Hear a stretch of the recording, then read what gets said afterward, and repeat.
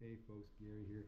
Happy Friday morning to you. I hope your day is starting off just fantastic. It is for Cole and I.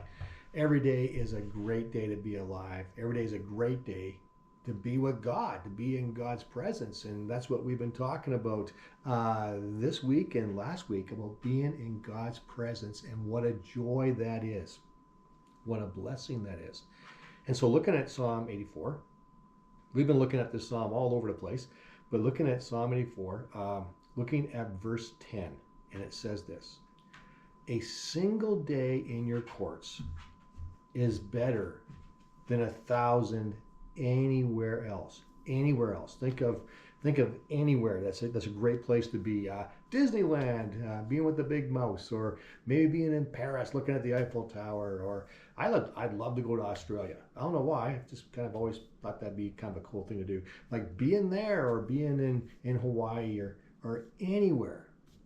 The psalmist says, a single day in your courts, a single day in the tabernacle, a single day being with you, God, is better than 1,000 days in paradise, in some great place. I'd rather be with you, is what he's saying. It keeps going on.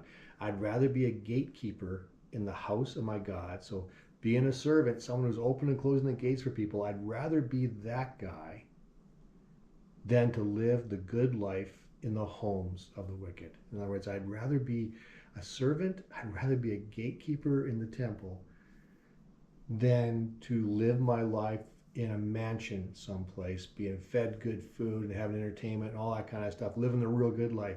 I'd much rather be in the temple with you.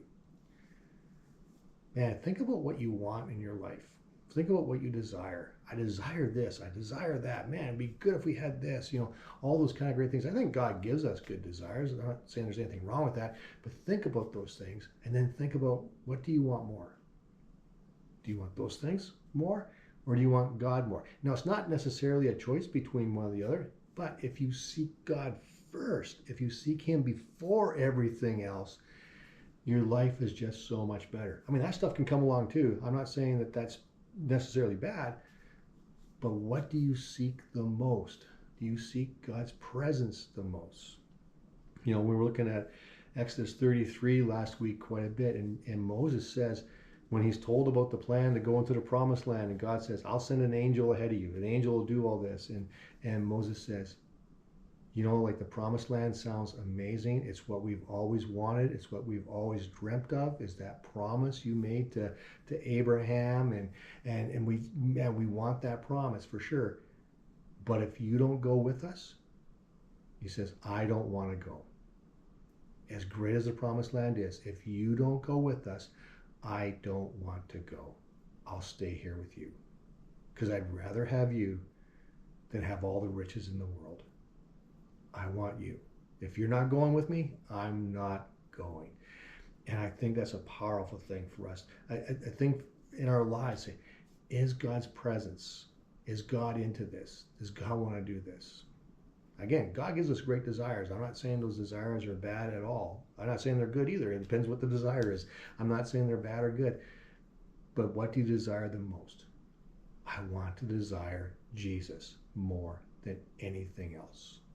A single day in your courts is better than 1,000 elsewhere. Not just something to say, something to believe and live. So there you go. There's a reading for today. Hope you're having a really good day. Thank you for watching, and we'll see you tomorrow. Have a great Friday.